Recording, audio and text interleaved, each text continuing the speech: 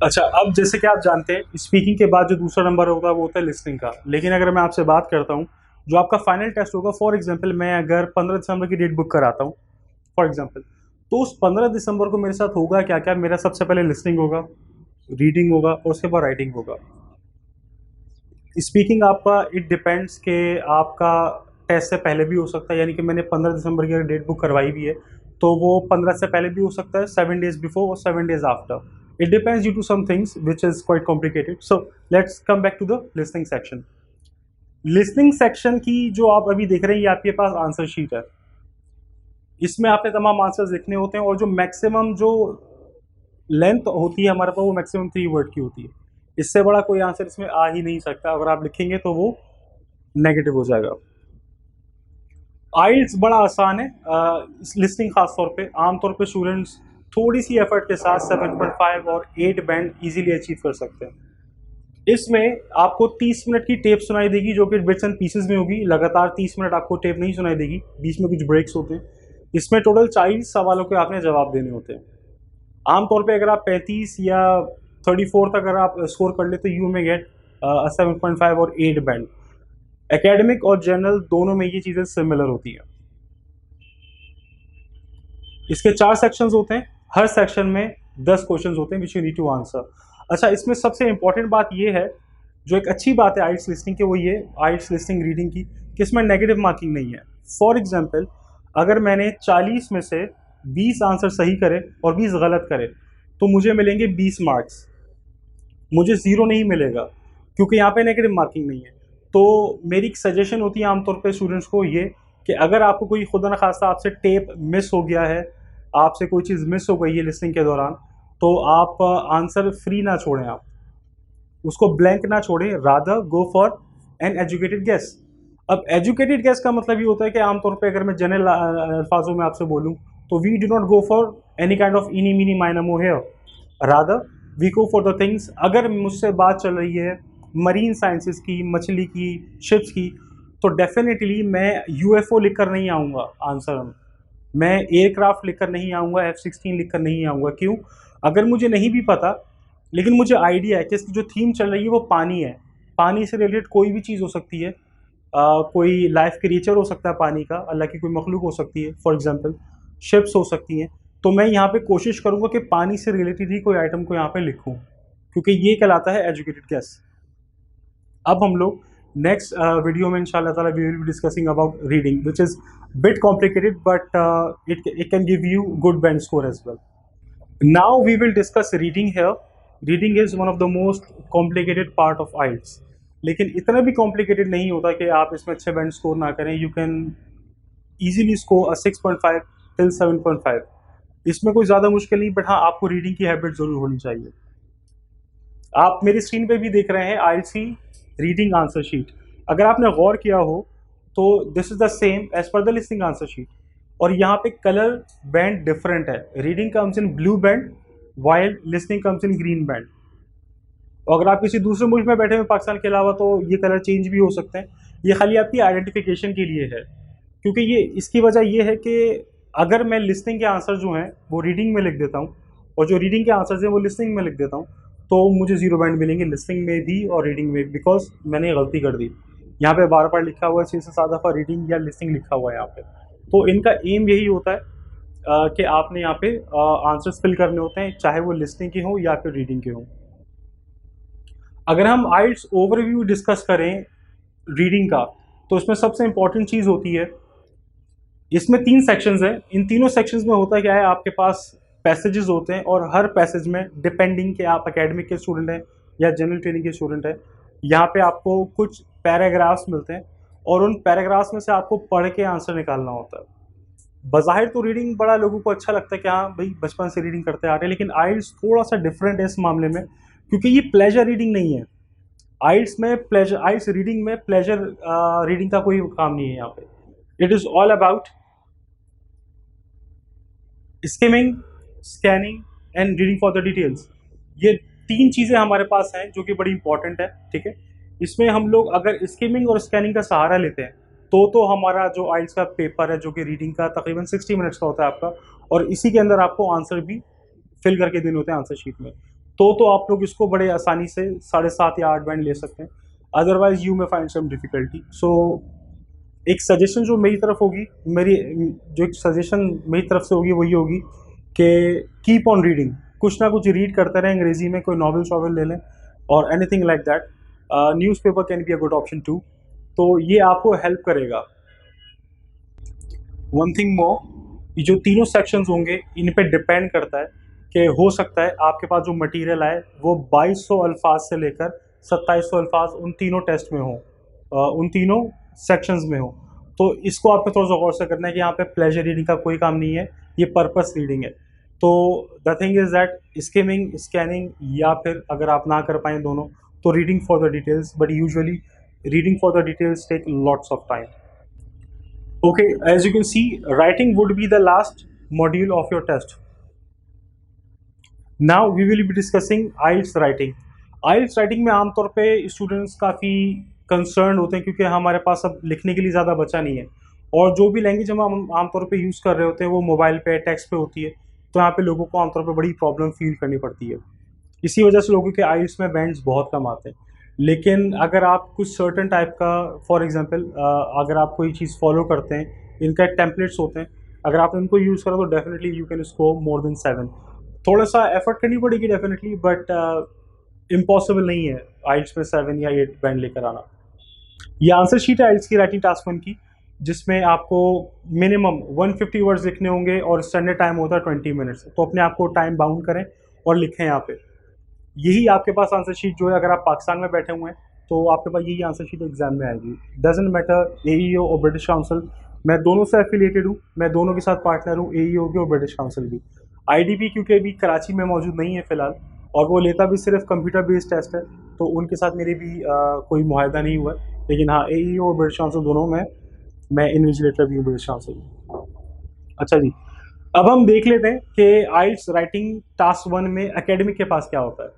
आपको मेरी स्क्रीन पे कुछ ग्राफ्स दिख रहे होंगे, ठीक है, और ये एकेडमिक सेक्शन है। एकेडमिक IELTS के राइटिंग टास्क की भी दो डिफरेंट चीज़ें होती हैं, या तो आपके पास डाटा टाइप टास्क 1 आ सकता है या फिर नॉन डाटा टाइप। इसको हम आम तौर पे एकेडमिक रिपोर्ट कहते हैं।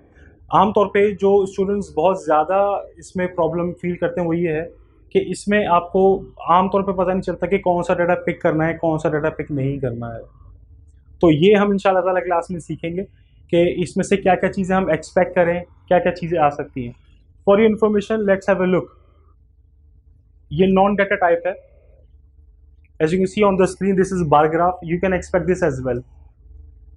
Table, line graph, this is pie chart. It looks complicated but it is not actually. कोई प्रोसेस भी हो सकता है या फिर कोई मैप भी हो सकता है।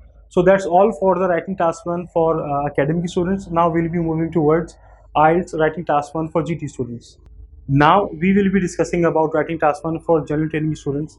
Personally मुझे ये काफ़ी पसंद है क्योंकि मुझे अच्छा लगता है लेटर्स लिखना। आमतौर पे लोग नहीं लिखते, बट या usually keep on sending to my friends and all that. IELTS writing task 1 में आपके पास जनरल ट्रेनिंग स्टूडेंट्स के लिए दो तरह के लेटर्स आ सकते हैं, जिसमें से आपके पास ऑप्शन तो कोई नहीं होता। It's all about Cambridge. Cambridge आपको देता क्या है टेस्ट में। ये एक फॉर्मल लेटर भी हो सकता है और एक कैजुअल लेटर भी हो सकता है। यहाँ पे जो बड़ी इंपॉर्टेंट चीज़ होती है वो टोन। आमतौर पे लोगों को जो प्रॉब्लम होती है, जनरल ट्रेनिंग स्टूडेंट्स को, वो टोन की प्रॉब्लम होती है। हम लोग आमतौर पे लेटर लिख तो लेते हैं, ऐसे लिख तो लेते हैं, लेकिन हमारी टोन हमें नहीं पता होता कि हम लैंग्वेज जो यूज़ कर रहे हैं, जो हमारी वर्ड चॉइस है, वो किस चीज़ पर मुश्तमिल है। आपको एक एग्जाम्पल देता हूँ। जिस ज़बान में मैं अपने दोस्तों से बात करूँगा, डेफिनेटली मैं अपने बॉस से बात नहीं करूँगा या अपने जूनियर से बात नहीं करूँगा। लेकिन जिस ज़बान में मैं अपने वालिद साहब से बात करता हूँ, उसी ज़बान में अगर मैं दोस्तों से बात करूँगा तो they would be laughing at me. तो सेम इज़ द केस है। आपको अगर आपके पास कोई आता है लेटर लिखने के लिए कि भाई आप अपने बॉस को लेटर लिखें, तो आपके अल्फाज का चुनाव भी डिफरेंट होगा। और अगर आपको कहा जाता है कि भाई आपका एक दोस्त रहता है अमेरिका में, आप अमेरिका आ रहे हैं, कोई भी सिनेरियो क्रिएट किया जा सकता है आपके लिए, उसको दोस्त लिखें, तो डेफिनेटली यू कैन नॉट और you will not be using the words which you will use for your boss. तो ये चीज़ बड़ी इंपॉर्टेंट होती है टोन की। इसमें होता क्या है, की टू सक्सेस इज़ कि आप क्वेश्चंस को पढ़ें दोबारा, 2 दफ़ा पढ़ें आप क्वेश्चन को, और जितने भी इसमें बुलेट पॉइंट्स हैं वो सब आपने आंसर करने होते हैं। अगर आप एक भी बुलेट पॉइंट इसमें से मिस कर देते हैं तो डेफिनेटली टास्क अचीवमेंट पे आपके पास 5.5 बैंड से ऊपर नहीं आ पाएगा। अब क्राइटेरिया क्या होता है वो हम लास्ट में डिस्कस करेंगे.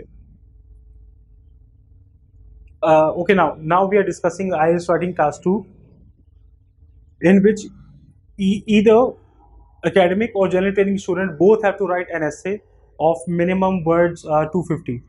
और ये सजेस्टेड टाइम होता है, स्टैंडर्ड टाइम आपको बोलते हैं कि 40 मिनट्स में लिखें, but it is in your hand. आपको वो राइटिंग टास्क जब आपको देंगे तो 60 मिनट्स आपको मिलेंगे, और आप चाहें तो 30-30 का आप रेशो बना लें कि 30 मिनट में राइटिंग टास्क 1 में दे रहा हूँ, 30 मिनट में राइटिंग टास्क 2 को दे रहा हूँ. बट रिमेंबर, क्योंकि वर्ड काउंट ज़्यादा है टास्क 2 का, इसलिए इसकी वर्थ भी ज़्यादा है, इसके ज़्यादा मार्क्स होंगे टास्क 2 के. In front of your screen आप राइटिंग टास्क 2 के आंसर शीट देख रहे होंगे. जस्ट लाइक लिसनिंग रीडिंग, यहाँ पे भी आपके पास डिफरेंट कलर बैंड इस्तेमाल हुआ हुआ है. राइटिंग अगर आप पाकिस्तान में राइटिंग टास्क 1 आपका पिंक कलर का होगा जो बैंड होगा, और जो राइटिंग टास्क 2 है वो ग्रे कलर का है. इनकी आम तौर पे जो पेपर क्वालिटी होती है वो भी थोड़ी सी डिफरेंट होती है. पेपर क्वालिटी मीन्स के पेपर का कलर थोड़ा सा आंसर शीट का डिफरेंट होगा. राइटिंग टास्क जो 2 होता है वो बिल्कुल ही bright white, paper white colour का होता है. हालांकि जबकि राइटिंग टास्क 1 का जो होगा थोड़ा सा लगेगा आपको जैसे कि पुराना, जिससे अगर आप लोगों ने मैट्रिक वगैरह किया हो तो जो पेपर हमें क्वेश्चन पेपर मिलता था मैट्रिक में एग्जैक्टली उस कलर का होगा. ये आपको बताने के लिए कि आप राइटिंग टास्क 1 को टास्क 2 की जगह नहीं लिख सकते और राइटिंग टास्क 2 को टास्क 1 की जगह भी नहीं लिख सकते. अगर ऐसा करेंगे तो same is the case with listening reading, आपको 0 बैंड मिलेंगे. ये जो टॉपिक होता है डिफरेंट टॉपिक्स आ सकते हैं, लेकिन आपकी कोई डेफिनेटली, मैंने आपको पहले भी बोला, IELTS is all about your general language, that's it. आपका कोई जनरल नॉलेज का टेस्ट नहीं हो रहा, ये आपकी ज़बान का टेस्ट हो रहा है कि आपको ज़बान में कितना अबूर हासिल है. ये राइटिंग टास्क 2 एकेडमिक और जनरल ट्रेनिंग दोनों के लिए सेम रहता है. यहाँ पे आपको एक शॉर्ट ऐसे लिखना होता है, और हाँ डेफिनेटली आप 250 अल्फाज की मिनिमम होते हैं वर्ड काउंट. इनसे ऊपर आप जितना भी लिखें नोबडी विल माइंड. डेफिनेटली आप 300 भी इस्तेमाल कर लेंगे तो आपको एक्स्ट्रा बैंड नहीं मिलेगा, ठीक है. लेकिन हाँ, वर्ड अगर आपके कम वर्ड काउंट कम होगा तो डेफिनेटली इसमें आपको कम बैंड्स मिलेंगे. वो कितने कम बैंड्स मिलेंगे उनका क्राइटेरिया होता है विच वी में discuss in our next class. For example, यहाँ पे आपके पास क्वेश्चन लिखा हुआ है जो कि कहता है कि you should spend about 40 minutes on this task, right about the following topic. Governments should spend more money on providing STEM education in the schools than on music and art, because employees need more people with a STEM background than music or art. यहाँ पे for example आपका मवाजना किया गया है culture, music, language वगैरह से, और दूसरी जगह साइंस से. अगर आपकी कोई ओपिनियन का क्लैश आता है, दैट डज नॉट मैटर. अगर मुझे कोई चीज़ पसंद है और एग्जामिनर को पसंद नहीं, कोई क्लैश है, तो इस पर कोई मेरा बैंड नहीं कट सकता. इथिकली होता ही नहीं है, और IELTS में ऐसा बिल्कुल भी नहीं होता. आमतौर पे लोग यही समझते हैं कि हमें एग्जामिनर से अग्री ही करना है, हमें एग्जामिनर से डिसअग्री नहीं कर सकते, क्योंकि अगर आइडियाज़ का क्लैश हुआ या कोई चीज़ हुई तो हमारे बैंड कटेंगे. It is nothing like that. यहाँ पे काफ़ी सारी चीज़ें इंपॉर्टेंट होती हैं. अब मैं डिस्कस करूँगा आपसे हमारे IELTS राइटिंग का बिल्कुल आखिरी और बहुत ही इंपॉर्टेंट पार्ट चल रहा है, ये जो क्राइटेरिया आपका कि आप हाउ टू अचीव बैंड 7. सबसे पहली चीज़, आपको IELTS राइटिंग जो है वो 4 चीज़ों पे मुश्तमिल होगा, जिस तरह आपका स्पीकिंग था, लेकिन ये थोड़ी सी चीज़ें चेंज है यहाँ पे. सबसे पहले जो आपको जज किया जा रहा होगा वो होगा टास्क अचीवमेंट या फिर टास्क रिस्पॉन्स. इसको अगर मैं आसान अल्फाज में आपको इसको क्रैक करूँ तो ये होगा कि आपसे क्या क्या सवाल पूछे गए थे और आपने क्या क्या जवाब दिए हैं. क्या आपने फॉर एग्जांपल आपने 150 वर्ड लेटर में लिख तो दिए, क्या आपने अपने टास्क को अचीव करा या नहीं करा. सबसे इंपॉर्टेंट बात ये होगी यहाँ पे कि आप जितने भी बुलेट पॉइंट्स आपको दिए गए हैं आप उसको 2 दफ़ा पढ़िए और उनके बारे में मेंशन ज़रूर करिए. अगर मुझसे कोई 3 सवाल पूछे जाते हैं और मैं 2 का तो जवाब दे दूँ, तीसरे का जवाब ना दूँ, तो डेफिनेटली मेरे टास्क अचीवमेंट पूरा नहीं होगा, और इसी वजह से मुझे 5.5 बैंड से ऊपर टास्क अचीवमेंट में नहीं दिए जाएंगे. Next is coherence and cohesion. ये थोड़ा सा डिटेल टॉपिक है. इसमें इसकी अम्ब्रेला में बहुत सारी चीज़ें आ रही होती हैं. आप जैसे कि देख रहे होंगे, सबसे पहले यहाँ पे एक कड़ी बनी हुई है जो कि चेन है. सबसे पहले तो ये आता है कोहेरेंस एंड कोहेजन में कि आपने जो कुछ लिखा है IELTS के अपने राइटिंग टास्क 1 या फिर 2 में, वो आप आपस में मुताबिकत रखता भी है कि नहीं, क्या वो लिंक्ड है. ऐसा तो नहीं कि आपने पहले ईस्ट की बात करी फिर उसके बाद डायरेक्ट वेस्ट की बात कर दी, ठीक है. या अगर मैं बात करता हूँ, मैं सुबह उठता हूँ, सुबह 6 बजे नाश्ता करता हूँ, ज़ोहर में खाना ज़ोहर के नमाज़ पढ़ने के बाद खाना खाता हूँ और फिर रात में सो जाता हूँ. तो डेफिनेटली यहाँ पे एक फ्लॉ है, यहाँ पे गैप आ रहा है। ज़ोहर के बाद सो तो गया मैं, लेकिन फिर बाकी शाम वाम में क्या हुआ, मगरिब में क्या हुआ? तो ये चीज़ें नहीं होनी चाहिए, ये चीज़ बड़ी इंपॉर्टेंट है। सीसी में एक और चीज़ आती है, अच्छा सीसी में इसको बोल रहा हूँ क्योंकि we usually call coherence and cohesion CC in our language, we call it TA और TR as well, task response और टास्क अचीवमेंट। जो सीसी में दूसरी इंपॉर्टेंट चीज़ आती है वो आता है कि पैराग्राफिंग।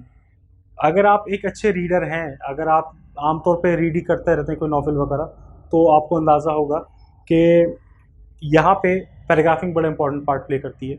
जो भी आप मटेरियल लिख रहे हैं वो बामकसद होना चाहिए, बेमकसद नहीं होना चाहिए। जो सवाल दिया है उसका जवाब हो, ऐसा ना हो कि आपने वर्ड काउंट बढ़ाने के लिए कि चलें भाई मैं 250 के बजाय अच्छा जाता हूँ 270 280 वर्ड लिखता हूँ, लेकिन वो आप ड्रैग कर जाते हैं, उस क्वेश्चन को आंसर नहीं कर पाते। ये बहुत बड़ी इंपॉर्टेंट चीज़ होती है। पैराग्राफिंग के बाद यहाँ पे जो दूसरी बहुत इंपॉर्टेंट चीज़ आती है वो आती है कंजंक्शंस। आपके पास लिंकेजेस कैसे हैं, कि आपने जो पैराग्राफ्स बनाए 4 या 5 उनके आपस में कोई लिंक है, या वो स्टोरीज नहीं जैसे मैंने आपको बताया कि सुबह उठा, नाश्ता करा, ज़ोहर पढ़ी, सो गया, रात में खाना खाया, सो गया। तो ये चीज़ें हमें देखनी पड़ती हैं कि क्या आपस में लिंक हो रही हैं चीज़ें या नहीं। Third would be the same lexical resource, नाम थोड़ा सा खतरनाक है, but it means the vocabulary of the range of vocabulary you have got. आपके पास एक अच्छी वोकेबलरी रेंज होनी चाहिए, और कोशिश करिए कि जो भी क्वेश्चन प्रॉम्प्ट में आपको दिया गया है आप उसको पिक ना करें। आमतौर पे प्रॉपर नाउंस के अलावा होता क्या है क्वेश्चन में, आइल्स में, जो भी आप वर्ड्स क्वेश्चन से उठाते हैं वो टोटल वर्ड काउंट में से माइनस कर दिए जाते हैं। तो इस चीज़ का हमें ख्याल रखना पड़ेगा। Now last but not the least, grammatical range and accuracy. Definitely IELTS Cambridge आपकी ग्रामेटिकल रेंज पे और उसकी एक्यूरेसी पे भी काम करेगा। वो आपको देखेगा कि आप कितना एक्यूरेटली ग्रामर का यूज़ कर रहे हैं, कौन कौन से स्ट्रक्चर्स आपके पास, वैरायटी इन चीज़ों की वो, और आखिर में कितना एक्यूरेटली आप इसको इस्तेमाल कर रहे हैं। Okay, now ladies and gentlemen, I'm signing off from the class. I hope you have liked it, and if you have liked it, so kindly like my page, which is Karachins Academy, and do share it to the other fellows of yours. Okay, ji. Allah Hafiz. See you in next class.